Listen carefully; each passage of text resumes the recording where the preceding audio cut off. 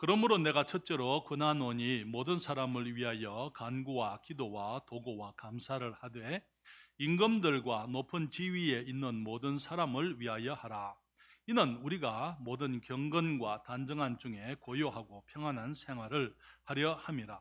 이것이 우리 구주 하나님 앞에 선하고 받으실 만한 것이니 하나님은 모든 사람이 구원을 받으며 진리를 아는 데 이르기를 원하시느니라. 하나님은 한 분이시요 또 하나님과 사람 사이에 중보도 한 분이시니 곧 사람이신 그리스도 예수라. 그가 모든 사람을 위하여 자기를 속전으로 주셨으니 기약이 이르면 증거할 것이라. 다 같이 읽습니다. 이를 위하여 내가 전파하는 자와 사도로 세우심을 입은 것은 참말이요 거짓말이 아니니 믿음과 진리 안에서 내가 이방인의 스승이 되었노라. 아멘. 기도하겠습니다. 그러가신 아버지 하나님, 주님께서 이 시간 허락하신 복되신 은혜를 감사드립니다. 다시 한번 우리나라 대한민국 이 복된 나라를 감사드리며 또 저희들 주님 정말 이 나라에서 살고 있는 이 큰 특권 아버지 하나님 주님 앞에 찬양과 영광을 돌립니다. 저희들이 이 나라를 사랑하고 이 나라의 복이 되는 복된 그리스도인들이 되게 하심으로 우리가 하나님을 영화롭게 해드리는 참된 하나님의 자녀들로 살아가도록 도와주시옵소서. 주의 말씀을 축복해 주시기를 간구하올 때에 예수님의 이름으로 기도했습니다. 아멘. 여러분 자리에 앉으시겠습니다. 6월을 호국의 달이라고 이렇게 부릅니다. 6월 6일 내일이 현충일이죠. 오늘날의 대한민국이 있기까지 특히 우리나라의 근대사에 있어서 우리나라는 정말 우리의 선열들이 많은 값을 지불하고 피를 흘리고 그들이 정말 이 나라를 세우기 위해서 기초가 되고 희생이 되었기 때문에 오늘날 우리들이 누리는 이 복된 나라를 우리가 이 나라에 살고 있다고 믿습니다. 그렇기 때문에 현재를 살아가는 우리는 우리의 이전 세대의 희생을 결코 가볍게 여겨서는 안 될 것입니다. 특별히 우리가 하나님의 은혜를 생각해 볼 때에 우리나라가 가장 어려울 때에 역사적으로 가장 어려운 시기에 하나님께서는 우리들에게 선교사님들을 통해서 복음이 전거되게 하셨습니다. 19세기에 거기 일본과 중국 그리고 그 러시아와 서방 열강들이 극동에 있는 이 작은 나라 대한민국을 이 한반도를 노력할 때에 이 조선에 복음을 전하려고 이 외국에서부터 이 선교사님들이 오신 것을 우리가 압니다. 그러면서 이 민족이 그리스도의 복음을 접하게 되었고 이제 그리스도의 복음은 단순히 우리의 영혼을 구원한 것뿐 아니라 정말 복음이 우리로 하여금 무엇을 위해서 어떤 가치로 어떻게 살아야 할 것인지 우리의 눈을 뜨게 했다고 저는 믿습니다. 그렇기 때문에 일제의 그 압제 가운데서도 일본의 압제 가운데서도 우리 민족들 가운데 수많은 사람들이 나라의 독립을 위해서 목숨을 바치게 될 때에 거기에 많은 사람들이 우리 주님을 아는 그리스도인들이었던 것을 우리가 잘 알고 있습니다. 그 후에 해방 이후에 6.25 전쟁 때에도 공산주의자들에 의해서 정말 끌려가고 정말 학살을 당하고 핍박을 당할 때에도 믿음을 지키고 신앙을 배반하지 아니한 우리들의 선열들이 있었기 때문에 오늘 우리의 나라가 있는 것을 우리들이 잘 알고 있습니다. 그렇기 때문에 지금 우리 대한민국은 우리의 역사 가운데서 그 어느 때보다도 풍성한 축복들을 누리고 있는 시대에 지금 우리가 살고 있다는 것을 우리가 기억할 필요가 있습니다. 사랑하는 여러분, 그렇지만은 이제 하나님의 축복이 얼마나 이 나라에 계속될 것인가 하는 것에 대해서는 우리가 의문을 품을 수밖에 없는 것입니다. 여러분, 지난주에 복음신문에 보니까 이 한국 사람들이 가지고 있는 종교에 대한 호감도가 이 천주교회가 66%예요. 그리고 불교도 66% 정도 이 사람들이 일반적으로 호감을 가지고 있습니다. 개신교에 대해서는 25%가 나왔다고 그렇게 얘기를 하고 있습니다. 대한민국의 가장 큰 종교적인 분포는 무신론이 50%가 넘는 것을 보게 되는 것이죠. 사랑하는 여러분, 우리 믿음의 사람들이 기독교가 정말 하나님을 아는 사람들이 과거에는 이 나라에 큰 복을 끼쳐왔지만은 그러나 지금은 더 이상 사람들로부터 인정을 받지 못하고 오히려 외면을 당하는 이 시대에 우리가 살고 있다는 것을 우리들이 기억할 필요가 있는 것입니다. 사랑하는 여러분, 왜 그렇습니까? 그 이유에 대해서는 우리들이 여러 가지로 얘기할 수 있겠습니다만은 늘 말씀드리지만 그리스도인들이 너무 이기적인 모습을 보여왔더랬어요. 복 받기를 원합니다. 강단에서 복의 이 기복 신앙을 강조하고 사람들은 복을 받기 위해서 교회를 오게 되고, 그렇기 때문에 사람들이 이제 이기적인 모습으로 살아갈 수밖에 없는 게, 교회들이 이기적이 될 수밖에 없는 것입니다. 다른 사람들에 대해서 관심이 없습니다. 정말 큰 예배당을 짓지만은 정말 어려운 시골에 있는 어려운 사람들에 대해, 어려운 교회들에 대해서는 그렇게 큰 관심을 가지고 있지를 않아요. 그렇기 때문에 이 세상 사람들의 눈에는 이 그리스도인들이 정말 참 하나님을 아는 사람으로서 진실된 사람이다, 그렇게 사람들에게 보여지지를 않는 것이죠. 그렇다 하더라도 사랑하는 여러분, 우리는 하나님을 알고 예수 그리스도를 믿는 믿음으로 구원받은 하나님의 자녀된 우리들이 하나님의 자녀로서 그리스도인들로서 우리들의 본분을 다 해야만 될 줄 믿습니다.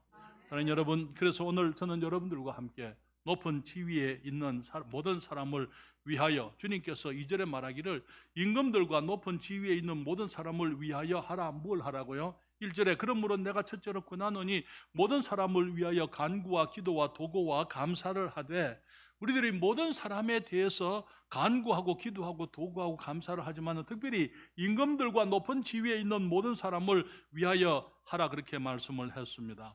말씀을 통해서 저는 우리 그리스도인들의 책임들 중에 하나가 우리가 위정자들을 위해서, 이 우리나라의 지도자들을 위해서 기도하기를 원하신다는 사실을 우리가 함께 생각을 해보기를 원합니다. 주님께서는 우리 그리스도인들이 모든 사람들에게 복이 되기를 원하신다고 말씀을 하고 계시는 것이죠. 여기에 주님께서는 우리가 이 세상의 축복의 통로가, 사람들로부터 오늘날 같이 이게 비난과 질시, 사람들로부터 이다 판단의 대상이 아니고 우리 그리스도인들이 이 세상의 복의 근원이 되고 복의 통로가 되기를 주님은 원하신다는 것을 우리들이 기억할 필요가 있는 것이죠. 여러분, 창세기 12장 2절로부터 3절에 보면 하나님께서 아브라함을 부르실 때에 하신 말씀을 봅니다. 거기 말씀하시기를 내가 너로 아브라함으로 하여금 큰 민족을 이루고 내게 복을 주어 내 이름을 창대케 하리니, 그리고 성경은 말하기를 너는 복의 근원이 될지라 말씀을 했어요.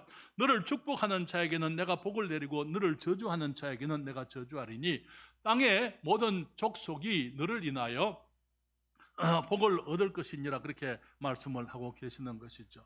주님 말씀하시기를 내가 너로 큰 민족을 이루게 되었을 때, 주님이 아브라함을 부르신 것은 단순히 아브라함이 큰 민족을 이루게 되고 그가 그 이름이 창대하게 되는 것, 그것이 아브라함을 부르신 목적이 아니고 주님 말씀하시기를 너는 복의 근원이 되리라. 그리고 말씀하시기를 땅의 모든 족속이 너를 인하여 복을 얻게 되겠다, 그렇게 말씀을 하고 있는 것입니다. 사랑하는 여러분, 베드로전서 3장 8절과 9절에도 주님이 말씀하시죠. 우리 그리스도인들, 신약에 와서 우리 그리스도인들에게 주님이 말씀하시기를 마지막으로 말하노니 너희가 다 마음을 같이하여 체휼하며 형제를 사랑하며 불쌍히 여기며 겸손하며 악을 악으로 욕으로 갚지 말고, 그 다음에 말하기를 도리어 복을 빌라 말씀을 하셨어요. 이를 위하여 너희가 부르심을 입었으니 이는 복을 유업으로 받게 하려 하심이라. 사랑하는 여러분, 너무나 많은 경우에 사람들은, 오늘날 기독교인들은 복을 받기를 원하지만은 주님의 목적은, 주님께서 원하시는 것은 우리가 복이 되기를 원하시는 거예요. 우리들이 복을 받는 것이 아니고 우리가 복이 되기를 주님이 원하시는, 그것이 주님께서 우리를 부르신 부르심이라, 그렇게 말씀을 하고 있는 것이죠.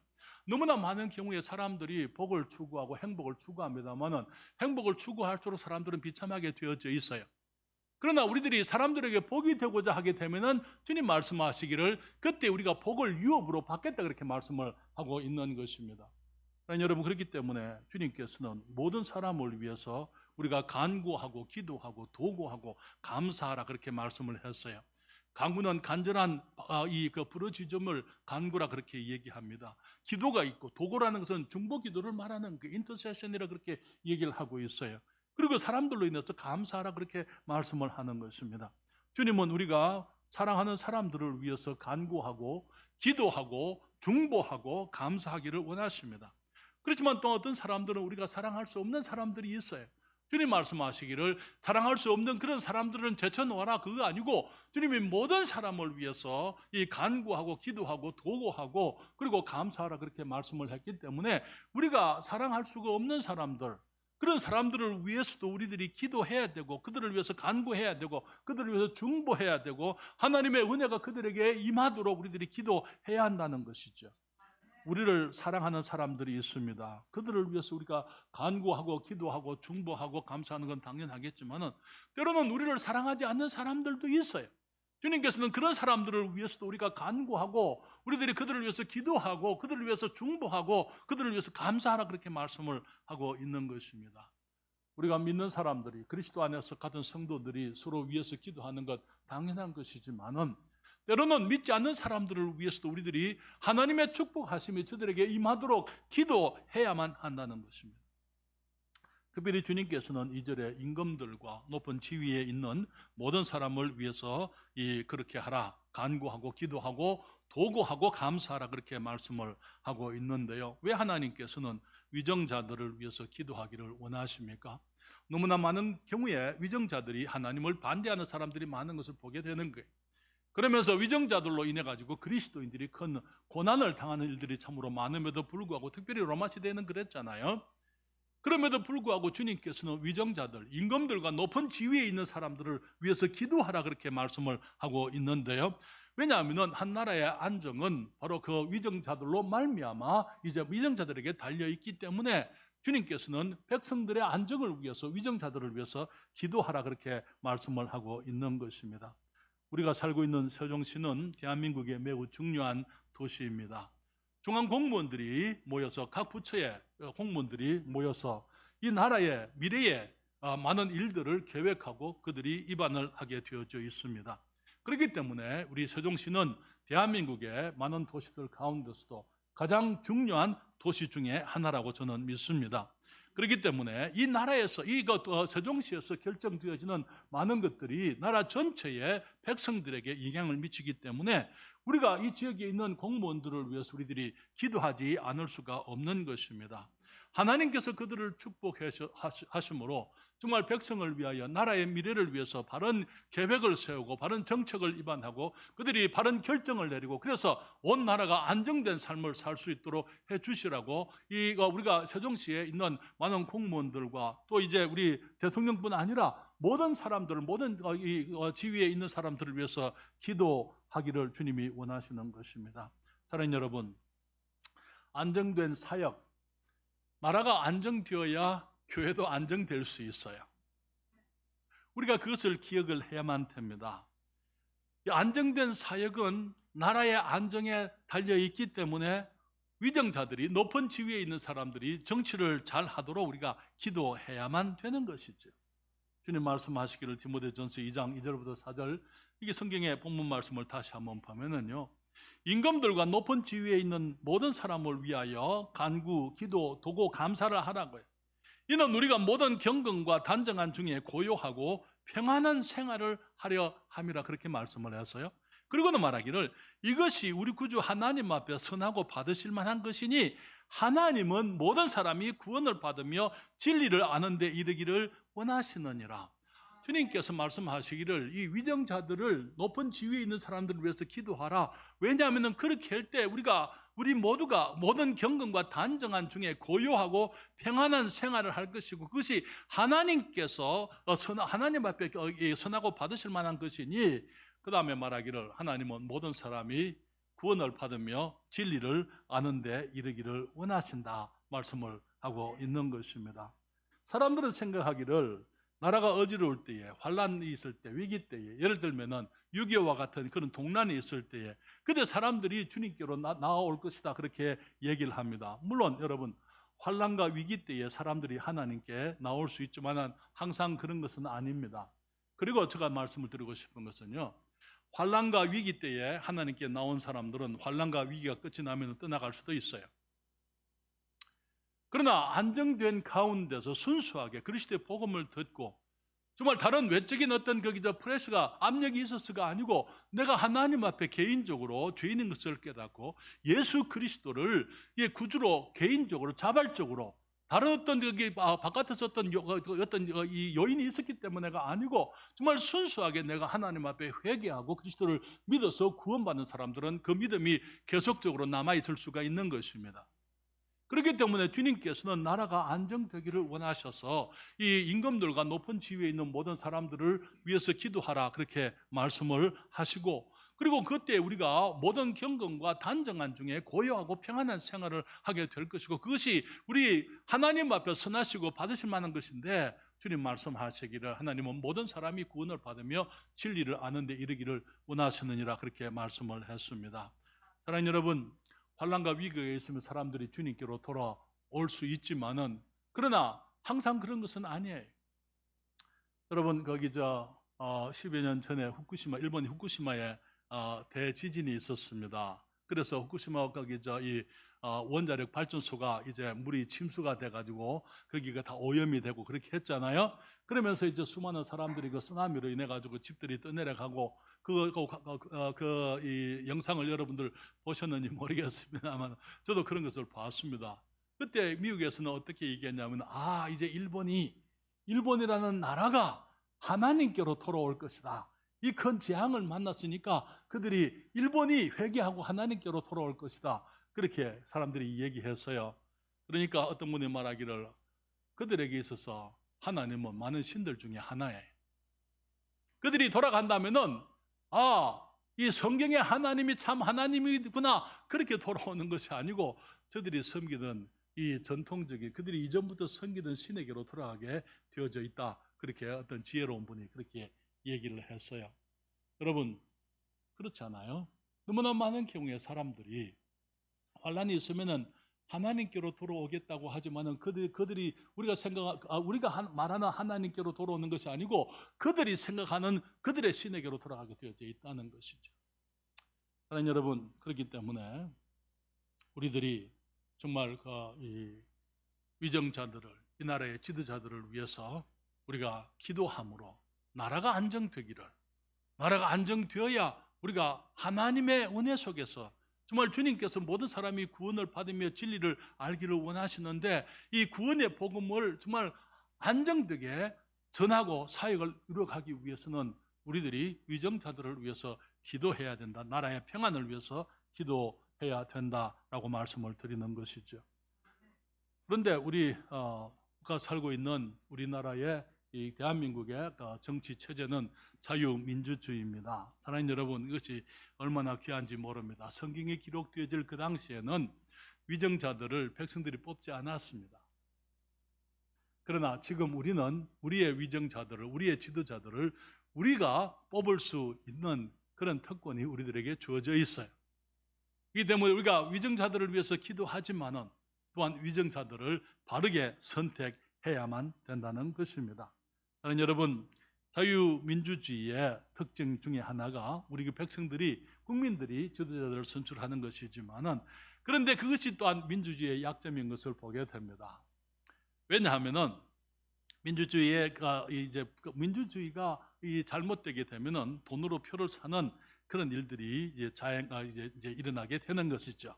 표를 얻기 위해서 많은 엉터리 공약들을 하고 많은 돈을 국민들에게 퍼주는 것입니다. 여러분, 민주주의의 시발점이 역사 가운데 약 3000년 전에 그리스의 아테네에서부터 시작이 됐다. 그렇게 사람들이 얘기를 하는데요. 그 유적을 보시게 되면은 거기에 그때 이 아테네의 정치인들이 민주주의가 앞으로 어떻게 될 것이냐, 그때가 되면 나중에는 그때 사람들이, 지금 3000년 전에 있었던 정치인들이 말하기를 민주주의 제도 아래서는 사람들이 돈으로 표를 살 것이다 그렇게 얘기를 했어요. 지금 우리 한국에 일어나고 있는 수많은 일들을 보면서 정확하게 그들이 얘기를 하고, 그때도 그랬었어요. 그때도 이게 부정선거가 그들이 있었고, 그때는 이제 거기 점토에다가 그들이 표기를 했어요. 점토에다가 표기를 해가지고 투표를 해드렸습니다. 그런데 거기 지금 유물을 보게 되면은 거기 똑같은 모습의 이 표가 되어져 있는 그런 표들이 거기 투표 조각들이 지금도 그렇게 그런 유물들이 나오고 있어요. 이게 민주주의, 사람은 고대나 현대나 부패하기는 마찬가지. 그렇지만은 사랑하는 여러분, 우리들이 정말 투표를 할 때 우리의 이거 지도자들을 선출할 때에 경제적인 이익을 위해서 투표해서는 안 됩니다. 그렇게 되면은 우리는 참 부패한 사람들을 뽑게 되어져 있어요. 왜냐하면은 정말 그것이 바르지 못한 줄을 알면서 그런 것들을 사람들 앞에 던져놓는 게, 미끼를 던져놓는 거잖아요. 그러면서 그 미끼를 물게 되면은 그 다음에 그 사람들이 어떻게 하겠습니까? 우리는 그런 것이 우리의 지도자를 선출하는 원리가 그런 것이 되어서는 안 되는 것이에요. 우리는 윤리적인 사람을 선출해야 되고 정직한 사람을 지도자로 선출해야만 되는 것입니다. 여러분, 교회 다니는 사람 기독교인을 뽑으라 그 말 아니에요. 왜냐하면 교회 다니는 사람들 가운데서도 잘못된 사람들이 얼마든지 있을 수 있어요. 잘못된 윤리를 가지고 있는 사람들이 있을 수가 있는 것입니다. 그렇기 때문에 교회를 다닌다고 다 그리스도인이 아니에요. 정말 그 사람이 무엇을 귀중하게 여기느냐, 사람을, 태어난 사람이든지 태어날 사람이든지 태중에 있는 아이들 그 생명을 귀하게 여기고 그들을 정말 위해서 소중히 여기고 생명을 위해서, 생명을 얼마나 그들이 귀하게 여기고 소중하게 생각하는지 그런 것들을 그 사람들을 그런 것들을 봐야만 되는 것입니다. 오늘날 많은 정치인들이 표를 얻기 위해서 하나님께서 죄라고 말하는 것들을 마치 죄가 아닌 것처럼 그렇게 좋은 말로 포장하는 일들이 너무나 많은 것입니다. 그렇기 때문에 우리는 하나님 앞에서 그리스도인들로, 하나님의 자녀들로서 그들이 주님께서 죄라고 부르시는 것들을 그들이 뭐라고 얘기하고 있는지 우리가 봐야만 되는 거예요. 사랑하는 여러분, 전에는 동성애를 뭐라고 부르냐면 병이라고 그렇게 얘기했었어요. 지금은요, 라이프스타일이라고 그렇게 얘기합니다. 그렇게 해도 살아갈 수 있다. 그것 하나의 생활 양식이다. 그 본인이 선택할 수 있는 것이다. 미국에는 이제는 거기 성이 이제 남도 아니고 남자도 아니고 여자도 아니고 이제 그 중성이 거기에 표기 내 성을 표기를 내가 나중에 커서 아이들이 커서 이제 내 성을 내가 스스로 선택할 수 있도록 하겠다. 그런 식의 정말 회개망측한 일들이 일어나고 있는 거예요. 왜 그렇습니까? 생각들이 잘못되어져 있는 거예요. 하나님을 두려워하지 않는 것입니다. 그렇기 때문에 우리들이, 저는 지금까지 여러분들에게 이 정치에 대해서, 투표에 대해서 한 번도 말씀을 드린 적은 없었습니다. 그러나 이제는 우리가 어떤 자세로 우리들이 거기에서 투표를 해야 되고 우리가 하나님 앞에서 책임 있는 모습으로 사람들을 선출해야 된다고 여러분들에게 말씀을 드리고 싶은 것입니다. 여러분, 두 번째로 우리가 생각할 수 있는 것은요, 위정자가 누구든지 간에 하나님은 한 분이시라는 거예요. 맞습니까? 너무나 많은 사람들이 나라의 지도자를 잘 뽑으면 될 것처럼 그렇게 얘기합니다. 물론 지도자가 이제 좋은 지도자가 들어서게 되면은 나라가 안정될 수는 있겠습니다만은, 그러나 지도자가 이 나라를 평안하게 만들어 주는 건 아니에요. 사실은 그 위에 계시는 우리 하나님이 계신다는 사실, 하나님께서 절대적인 권세라는 사실을 우리들이 기억을 할 필요가 있는 것입니다. 성경은 위정자들, 권세자들을 하나님이 세우신다고 말씀을 하고 있어요. 여기 로마서 13장 1절로부터 4절에 말씀하시기를, 각 사람은 위에 있는 권세들에게 굴복하라. 권세는 하나님께로 나지 않음이 없나니 모든 권세는 다 하나님의 정하신 바라. 그러므로 권세를 거스리는 자는 하나님의 명을 거스림이니 거스리는 자들은 심판을 자취하리라. 관원들은 선한 일에 대하여 두려움이 되지 않고 악한 일에 대하여 되나니 내가 권세를 두려워하지 아니하렸느냐? 선을 행하라. 그리하면 그에게 칭찬을 받으리라. 그는 하나님의 사자가 되어 내게 선을 이루는 자니라. 그러나 내가 악을 행하거든 두려워하라. 그가 공연히 칼을 가지지 아니하였으니 곧 하나님의 사자가 되어 악을 행하는 자에게 진노하심을 위하여 보응하는 자니라. 사랑하는 여러분, 권세자들은 물론 우리 사람들이, 국민들이 투표를 합니다만은, 그러나 그것은, 그 결과는 하나님께서 허락하실 때만 가능하게 되는 것입니다.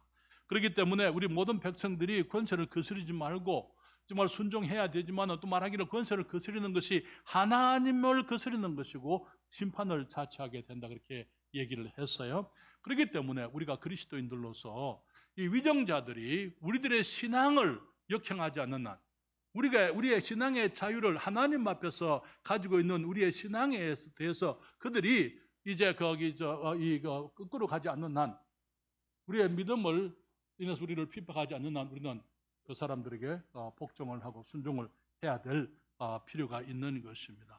그러나 여러분, 주님 말씀하시기를 권세를 존중하는 것이 하나님 앞에 선하고 받으실 만한 것이다 그렇게 말씀을 해서요. 왜 그렇습니까? 주님께서 세상에 이 권세를 주실 때에 이 세상에는 이 정부에는 이제 나라의 백성들을 다스릴 수 있는 권세를 주시고 악을 징벌하고 선을 장려하도록 해놓으셨습니다. 그래서 권세는 공의를 이루어야만, 세상의 공의를 이루기 위해서 세상에 정부가 있는 거예요. 그렇지만 그게 전부가 아니에요. 우리 하나님께서 그 위에 계신다는 사실을 우리가 기억해야 되고, 그들이 나중에는 하나님 앞에서 그들이 심판을 받게 된다는 것, 그들이 행한 그 모든 이제 정치, 그것으로 인해서 그들이 하나님 앞에 심판을 받을 것이라는 것을 우리가 기억해야만 되는 것이죠. 사랑하는 여러분, 말씀을 드립니다. 윤석열 대통령이 당선된 것 감사할 일이지만은, 그러나 윤석열 대통령이 이 나라의 구세주 아니에요? 윤석열 대통령은 대통령이에요. 그렇죠? 절대 권세는 누구십니까? 우리 하나님께서 그분들을 사용하시도록, 그분들을 축복하시도록, 그들이 하나님을 기쁘시게 해드리도록 우리들이 기도해야만 되는 것입니다. 왜냐하면 우리 하나님이 만왕의 왕이시고 만주의 주님이십니다. 그렇기 때문에 여러분, 이번에 윤석열 대통령이 되도록 그렇게 이제 투표하신 분들이 어깨 우쭐해질 필요가 없어요. 왜냐하면 5년밖에 안 합니다. 그렇잖아요? 그리고 우리 하나님이 허락했기 때문에 하나님께서 그분들을 축복하셔야 돼요. 그분을 위해서 기도하라 그렇게 얘기하고 있잖아요. 윤석열 대통령이 대통령 되기를 원치 않았던 분들, 그런 분들이 계십니까? 좌절하실 이유가 없습니다. 하나님께서 다스리고 계시는 거예요. 하나님께서 이 나라를 다스리고 이 나라를 운행하시도록 주님께 기도하고 주님께 의뢰하고 주님께 맡겨야만 되는 것입니다. 미국에는 전통적으로 정말 그들이 이제 취임 선서를 할 때 대통령, 주지사, 시장들 취임 선서를 할 때 그들은 성경 위에다가 손을 얹고 취임 선서를 합니다. 그러면서 그들이 재임 기간 동안에 그들이 행했던 모든 일들로 인해서 나중에 하나님 앞에 내가 서서 계산을 할 겁니다. 그렇게 그들이 얘기하는 거예요. 취임 선서 가운데서. 그러나 여러분, 위정자가 누구든지 우리 하나님은 한 분이십니다.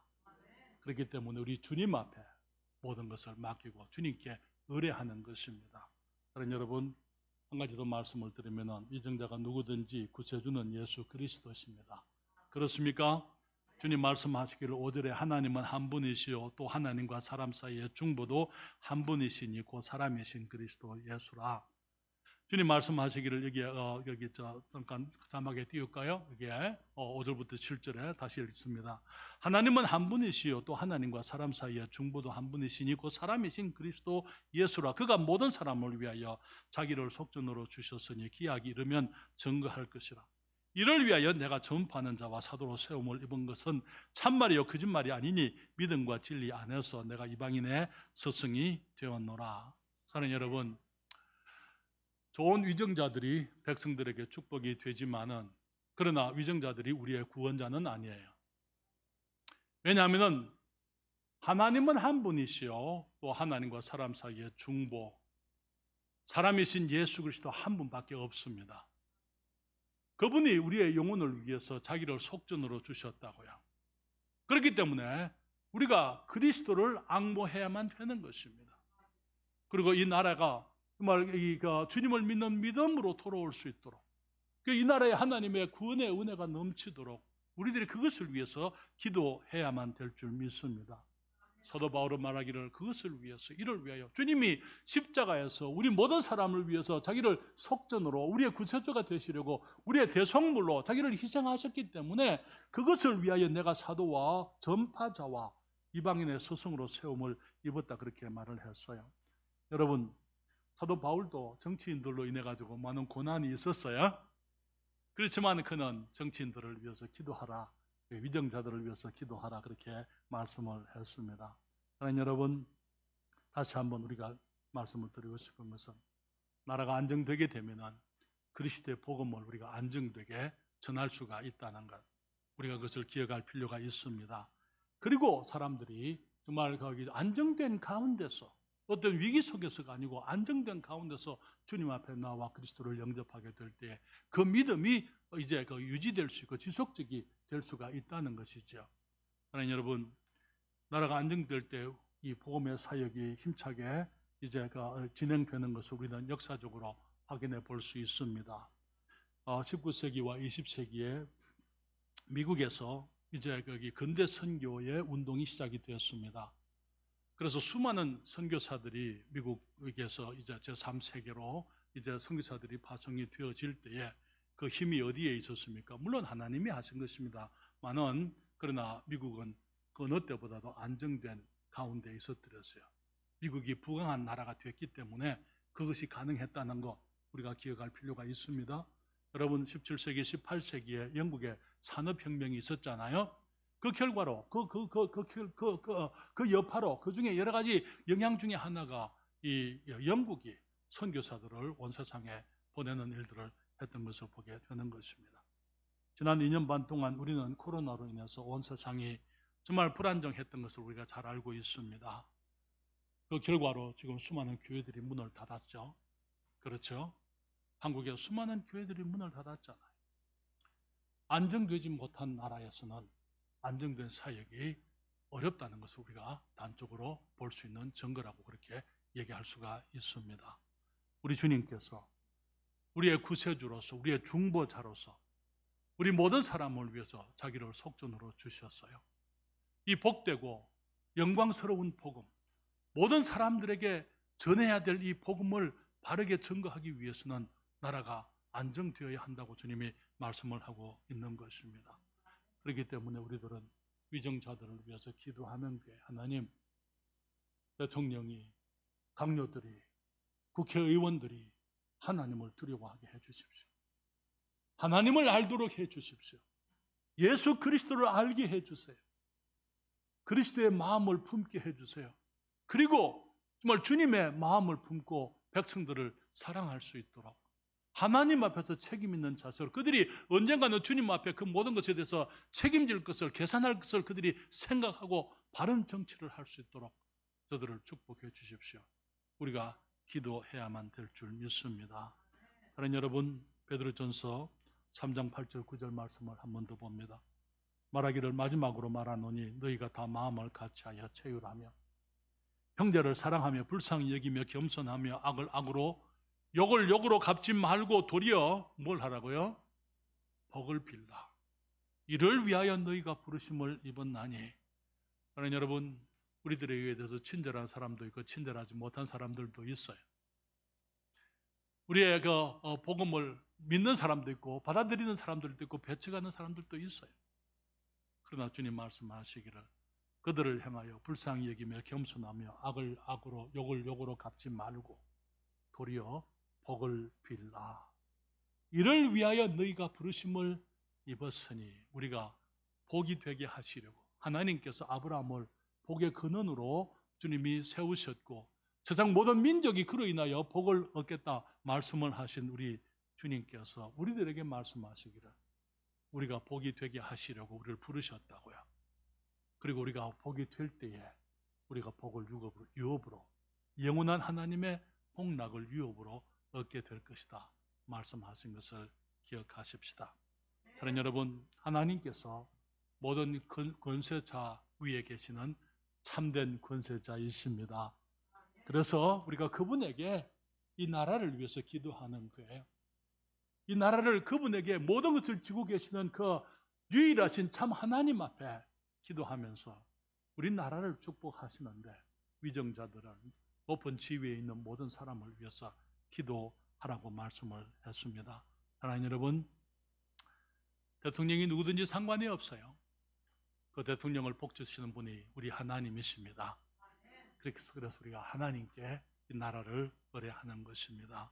그래서 하나님의 축복에 합당한 지도자들이 되도록 기도해야만 되고 이 나라가 안정되기를 위해서 기도해야 되고 그래서 그 가운데서 우리 교회가 예수 그리스도 한 분이신 중보자 유일하신 구세주 그분을 우리 민족들에게 우리 민족에게 우리 대한민국의 모든 사람들에게 이 대평리에, 세종시에, 그리고 정말 우리나라에 있는 우리가 사랑하는 귀한 우리 백성들이 우리 주님을 알 수 있도록 우리들이 사역을 해야만 될 줄 믿습니다. 그래서 우리가 계속해서 기도하고 열심히 복음을 전하십시다. 오늘 아침에도 우리 김명재 자매님 나가셔서 또 이 사람들에게 복음을 전하고 아침 일찍 와 지나가는 사람들에게 전도들 하나님이 기뻐하실 줄 믿습니다. 우리 모두가 그렇게 해야 되는 거예요. 전도지가 준비되어 있기 때문에 여러분들이 가지고 다니시면 사람들에게 복음을 전하기 위해서 애쓰고 주님의 축복하심이 이 나라에 또 우리의 이웃들에게 임하도록 최선을 다하십시다.